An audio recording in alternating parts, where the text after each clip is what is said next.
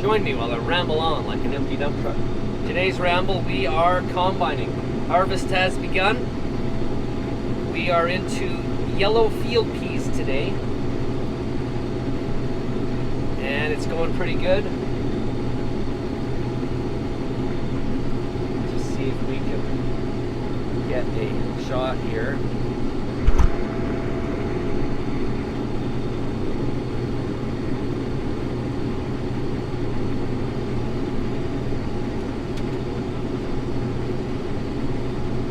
So we're straight cutting the peas.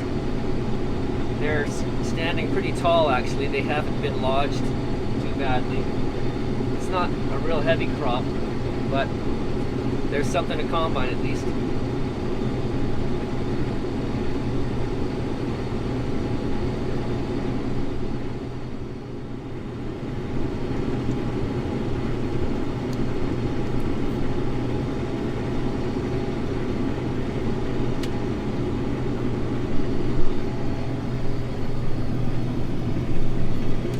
Here's the peas coming in. It's a pretty clean sample. There's a few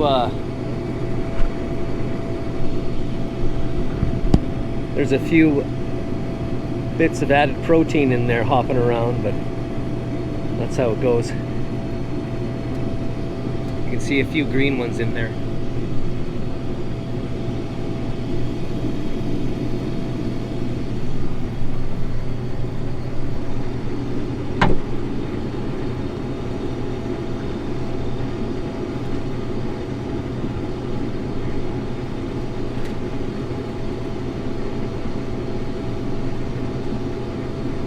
Anyways, they're looking pretty good. I was talking to my neighbor, he says they're maybe a touch on the small side, but I mean, we got a bunch of rain in the spring, and then we had a few timely showers in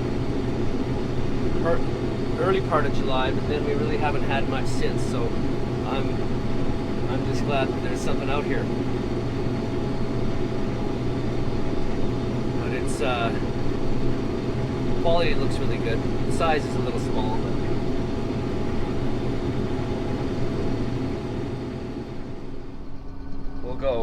we'll go take a look at what the peas look like.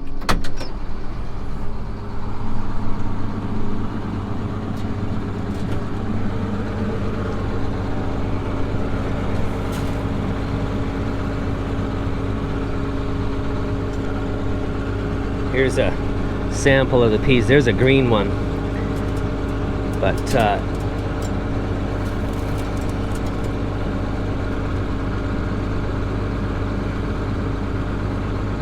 there's a broken one.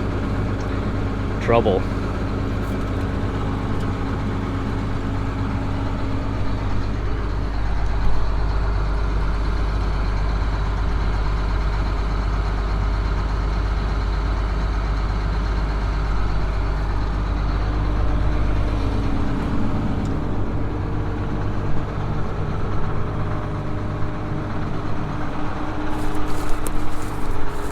So here's the peas in the field. They're just like the same peas you'd grow in your garden, except this is a yellow variety, but they're very similar to the green variety, and they just all grow together, and everybody just kind of works together to stand up. But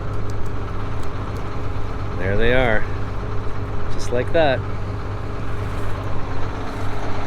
Today I am dropping a few rows of straw behind the combine. Normally on the back of the combine it would chop up all the stalks and blow it approximately the same width as the combine's header, just to put all of that organic matter back out onto the field. But the last 3 years of drought have been difficult for the cows, so we'll bale a little bit of this straw, and it's great bedding, and it's also a bit of a supplement for feed, because the cows will, when they're bored or it's really cold, you can blend it in with their feed and they can kind of munch away at it.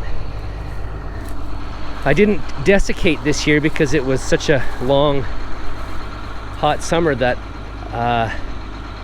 I'll still come in after and maybe do a post-harvest herbicide application, but The field's pretty clean for the most part as far as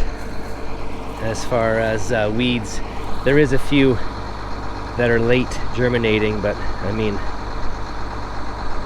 he'll just go right through. There's nothing in that one. Nothing in that one. So as far as giving me a higher moisture content, right now these peas were running at around 13% moisture, so that's pretty good.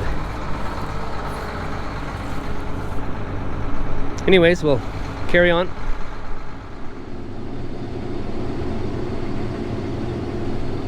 So up ahead is a lesson in competition that apparently I need to learn again. I forgot to come back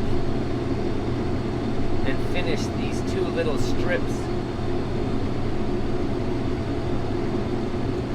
And then of course by the time I remembered, I had already switched varieties and was seeding, I think, wheat, canola, and so then I never came back. And I just said, whatever, doesn't matter. So of course it got a pre-seeding spray, it got a post-emergent spray, but then there was nothing in the soil to compete, to basically take the moisture away from the weeds. And so you can see straight ahead where I didn't seed for about 100 feet in these two spots, this spot and that spot. And that's one of the best looking stands of kochia around. So it just shows how much weed protection you get from the crop just using up the moisture ahead of the weeds. Anyways, it's a good thing it was far enough away from the road so my neighbors couldn't see. Otherwise they'd be giving me a ribbing. But yeah, there's an example of how much just moisture competition. And I mean, the kochia had no competition either, so of course it did well. But it's not just the spray that helps manage weeds, it's also moisture. Anyways, thought you guys would like to see a little blunder of mine.